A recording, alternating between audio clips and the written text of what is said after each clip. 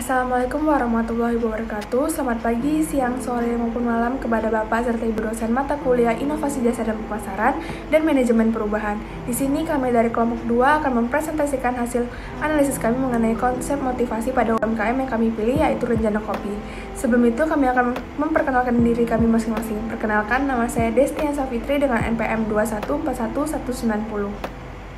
Nama saya Lilian Nurul Wildani dengan NPM 2141083. Nama saya Sina Amanda NPM 2141057. Perkenalkan, nama saya Michael Iken Bonarancu Sibagariang dengan NPM 2141020. Perkenalkan, nama saya Serina dengan NPM 2141081. Konsep Flower of Service. Flower of Service adalah konsep yang menggambarkan produk layanan inti dan berbagai layanan tambahan. Ada layanan tambahan yang berpotensi berbeda, tetapi hampir semuanya dapat diklasifikasikan ke dalam salah satu dari 8 kelompok yang diidentifikasi sebagai memfasilitasi atau meningkatkan. Memfasilitasi layanan tambahan diperlukan baik untuk pemberian layanan atau membantu dalam penggunaan produk inti. Sedangkan meningkatkan layanan tambahan menambah nilai dan daya tarik ekstra.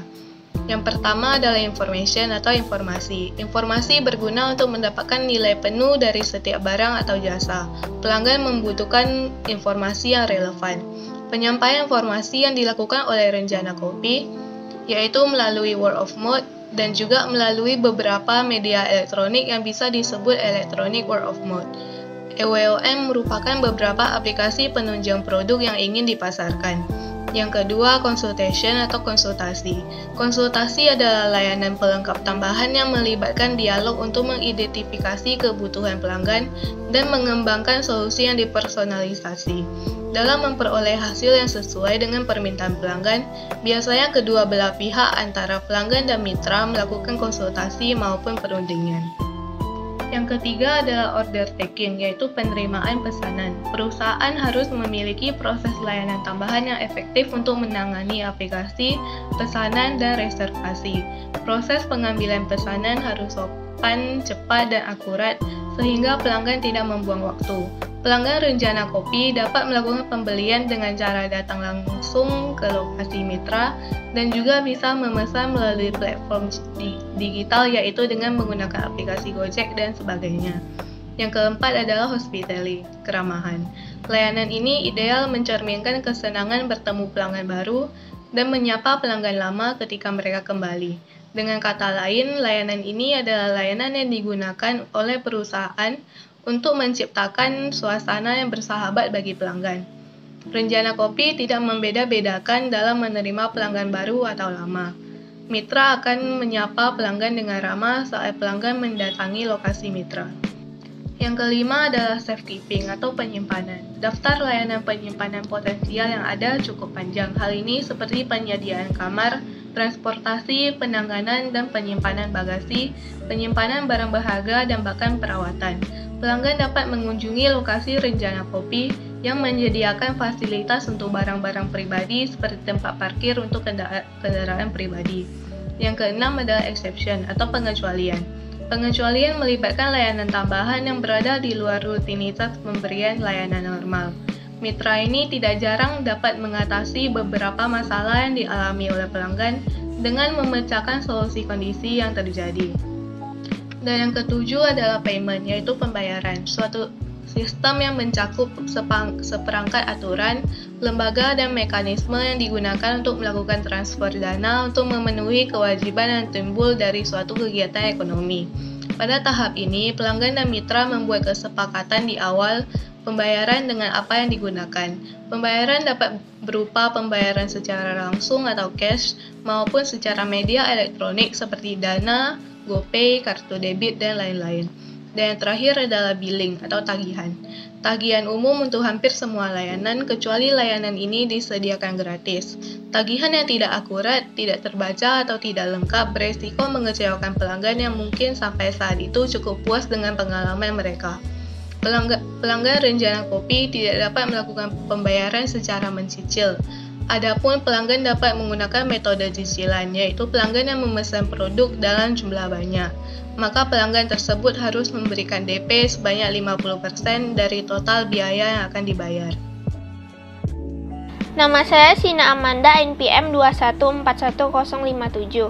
Selanjutnya, di sini ada 3 aliran distribusi yang terkait dalam siklus penjualan layanan adalah sebagai berikut. Yang pertama, ada aliran informasi dan promosi, yaitu mendistribusikan informasi dan materi promosi yang terkait dengan penawaran layanan. Tujuannya adalah untuk menarik minat pelanggan agar membeli layanan-layanan tersebut. Selanjutnya, ada aliran negosiasi, yaitu pencapaian suatu kesepakatan dalam hal fitur dan konfigurasi layanan, serta ketentuan penawaran hingga kontrak pembelian dapat diterima dan ditutup. Tujuannya adalah untuk menjual hak terhadap penggunaan suatu layanan, misalnya menjual reservasi atau tiket. Dan yang ketiga adalah aliran produk. Banyak layanan yang melibatkan pengolahan manusia atau kepemilikan masyarakat adanya fasilitas fisik untuk penghantaran layanan. Pendistribusian produk dapat dilakukan melalui saluran elektronik menggunakan satu atau lebih situs terpusat. Selanjutnya, ada beberapa cara untuk menjalankan layanan atau servis, yaitu yang pertama, pelanggan mengunjungi lokasi layanan. Bisnis perlu mempertimbangkan beberapa hal seperti biaya, contoh, sewa, biaya fasilitas yang akan disediakan untuk pelanggan, area jangkauan pelanggan, kenyamanan pelayan bagi pelanggan, dan jam operasional. Yang kedua, ada penyediaan layanan pengunjung pelanggan. Memberikan pelayanan home service kepada pelanggan. Sebagai pelanggan akan berpikir bahwa pelayanan home service bisa menguntungkan bagi konsumen, tidak membuang waktu yang harus keluar rumah. Bisa mendapatkan keuntungan dari orang-orang yang memilih untuk membayar lebih dalam untuk mendapatkan pelayanan secara individual atau premium. Dan yang terakhir adalah transaksi jasa dilakukan secara jarak jauh. Zaman sekarang, metode transaksi tidak hanya menggunakan secara cash, namun pembayaran juga bisa dilakukan secara jarak jauh dan melalui media elektronik seperti OVO, GoPay, ShopeePay, mobile banking, dan lain sebagainya. Yang keempat, sistem informasi. Sistem informasi manajemen dengan pelayanan servis dalam mitra bisnis. Yang pertama ada analisis kompetitor. Peluang usaha seperti Renjana Kopi sangat tinggi dikarenakan area bisnis yang berada di sekitar Renjana Kopi tidak menjual produk yang serupa, sehingga Renjana Kopi bisa mendapatkan keuntungan lebih karena kompetitor bisnis Renjana Kopi tidak banyak pada area tersebut. Yang kedua, waktu kerja. Waktu kerja untuk usaha seperti Renjana Kopi tentu buka setiap hari, kecuali ketika pemilik Renjana Kopi ingin tutup atau ketika Renjana Kopi sedang direnovasi. Jam operasional juga secara rutin buka pada waktu sebagaimana mestinya. Kemudian yang ketiga, tempat yang dekat area bisnis. Tempat usaha Renjana Kopi strategis karena letaknya yang berada di area pemukiman warga, kampus, tempat futsal, sehingga banyak dilewati oleh masyarakat setempat. Nama saya Lilian Nurulwildani dengan NPM 2141083. Di sini saya akan menjelaskan tentang pentingnya 8 step to successful.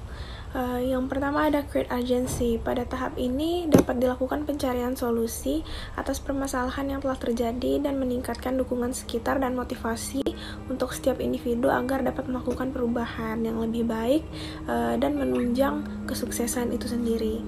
Terus yang kedua ada form of powerful coalition. Jadi menyusun koalisi yang tepat untuk memimpin perubahan adalah hal yang sangat penting. Koalisi itu harus memiliki komposisi yang tepat, tingkat kepercayaan yang signifikan, dan tujuan bersama.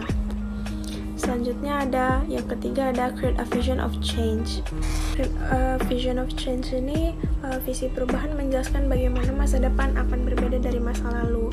Hal ini melayani 3 tujuan penting, yaitu menyederhanakan ratusan atau ribuan keputusan yang lebih detail, memotivasi orang yang mengambil tindakan ke arah yang benar bahkan jika langkah pertama menyakitkan atau salah, dan divisi dapat membantu mengkoordinasikan tindakan orang yang berbeda dengan cara yang sangat cepat dan efisien.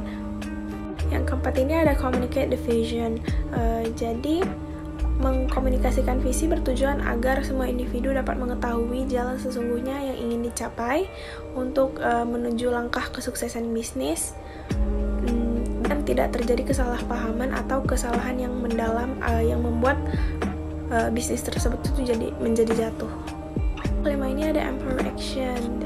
Pada empower action ini langkah ini tuh bertujuan untuk menghilangkan hambatan. Jadi hambatan lain untuk perubahan yang efektif tidak bisa terjadi secara signifikan. Jadi biasanya masalah pada empower action ini, masalahnya solusi terbaiknya itu adalah mengatakan hal yang jujur ketika ada permasalahan di dalam bisnis tersebut.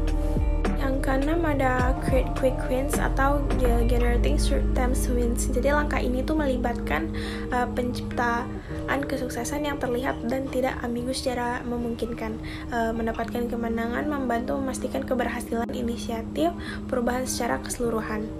Penelitian menunjukkan bahwa perusahaan yang mengalami kesuksesan jangka pendek yang signifikan setelah inisiatif perubahan dimulai jauh lebih memungkinkan atau menyelesaikan transformasi. Hal ini meningkatkan rasa urgensi dan optimisme yang membuat perubahan itu terjadi secara cepat. Yang ketujuh ini ada build on the change atau consolidating gains and producing more change. Jadi proses yang dihasilkan tidak setiap saat dapat dikatakan berhasil, namun terdapat kegagalan yang dapat menimbulkan kekecewaan itu sendiri. Namun, walaupun hasil yang dikeluarkan berhasil atau gagal, organisasi tetap harus melakukan perubahan dan menetapkan tujuan dan menciptakan peningkatan dari waktu ke waktu. Para pemimpin transformasional akan meluncurkan lebih banyak proyek untuk mendorong perubahan lebih dalam ke organisasi bisnis tersebut. Yang kedelapan ini ada make it stick atau anchoring the new approaches in the culture. Jadi perubahan-perubahan yang terbentuk ini dapat memberikan bentukan budaya dalam organisasi yang pada akhirnya menjadi rutinitas kegiatan yang dilakukan setiap individu organisasi tersebut. Mengembangkan performance yang lebih baik melalui customer productivitas oriented behavior, better leadership, and effective management. Analisa pendekatan strategi. Menurut pendapat yang dikemukakan oleh Henry Fayol and the Principle of Organization, kita bisa menggunakan beberapa pendekatan, yaitu yang pertama, peramalan dan perencanaan. Pihak rencana kopi bisa melakukan analisis terhadap usaha di masa depan untuk bisa memutuskan strategi-strategi apa yang dapat dilakukan pada bisnis dan bagaimana cara mengembangkan bisnis yang akan direncanakan ke depannya, seperti melakukan kerjasama dengan berbagai mitra bisnis lainnya untuk mencapai peningkatan bisnis yang akan diperoleh ke depannya. Yang kedua adalah perorganisasian.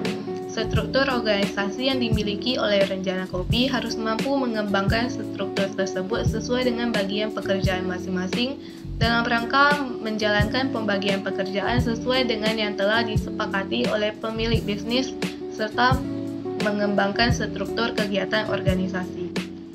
Yang ketiga adalah pemerintah. Pemilik usaha memastikan seluruh karyawan pada rencana kopi untuk melakukan pekerjaan dengan baik agar organisasi dapat berjalan dengan baik.